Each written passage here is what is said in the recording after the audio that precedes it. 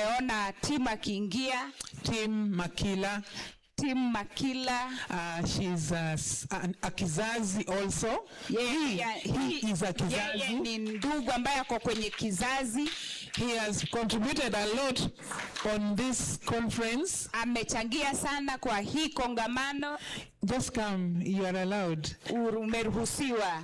He is the son of one of us here. Ni mtoto kijana wa mmoja wetu hapa. And he's the one who knows where the mother is. Na yeye ndiye anajua penye mama yake yuko. Look around, can you see her?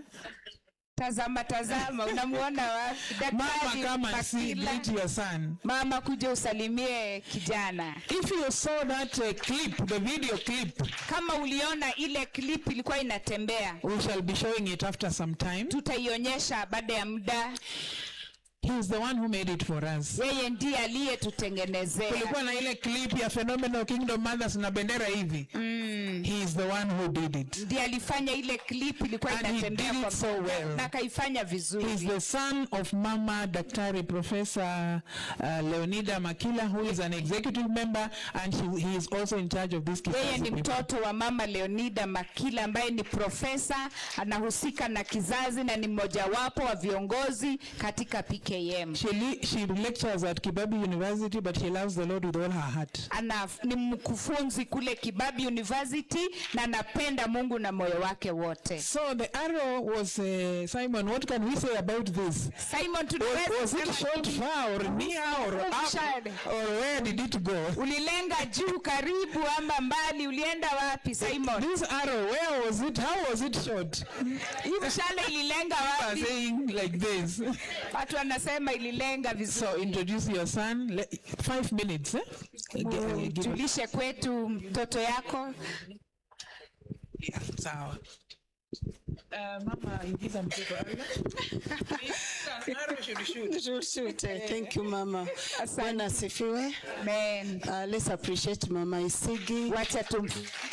She doesn't just love the phenomenal women, she also loves kizazi. Hapendi tu wa mama wa PKM, anapenda pia na watoto wetu.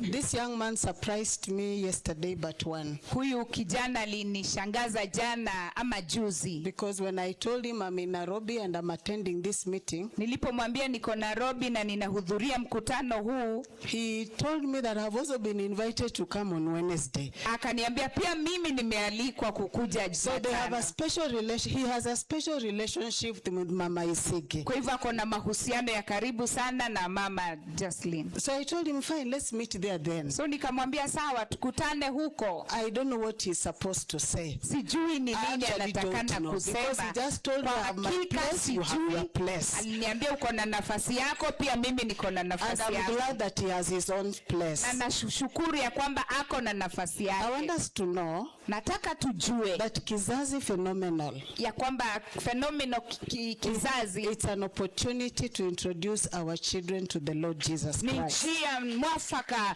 ya kujulisha watoto wetu kwa Bwana. Using the gospel to help them define their purpose, their hope and their identity in Christ. Kutumia injili kuwaleta kujijua mwito wao na makusudi yao katika Mungu. And one thing this young man has challenged me, na mojawapo ya vitu kijana huyu amenitia changamoto, it is how to use the digital platform to send the message of Jesus Christ to his peers. Ni kutumia ile jukwaa la kidijitali kueneza injili ya Yesu Kristo. And that is where we are. Na hapo ndio tupo. With the young people. Na vijana. How do they use the social platform? Natumiaje mtandao wa kijamii? The Instagram. Ile Instagram. The Snapchat.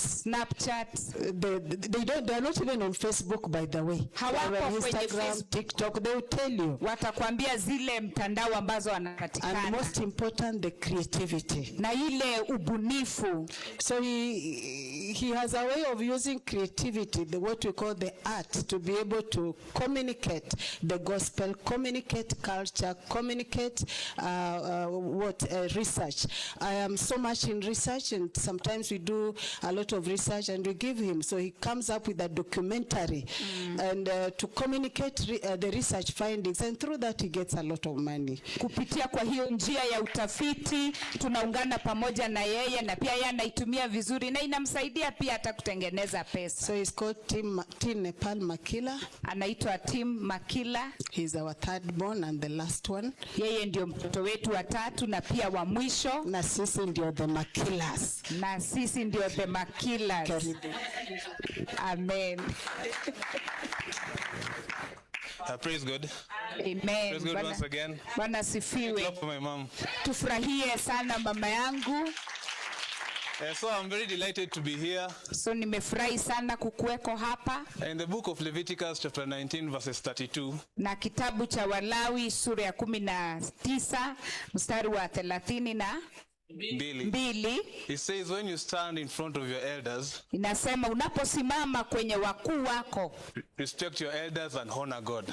Una waheshimu wakubwa wako na unampa Mungu heshima. So I'm very delighted to stand here in front of you and the whole of the Kizazi Phenomenal. Nafurahi sana kusimama hapa mbele yenu na pia mbele ya Kizazi Phenomenal. Because I've been doing the videos, editing the videos but I've never had a chance to see you, to meet face to face. So this is my first time seeing you face to face. Nimekuwa nikifanya video, edit na kutuma. Sijaipata nafasi ya kukutana na wengi wenyu hivi, lakini nashukuru Mungu tumekutana.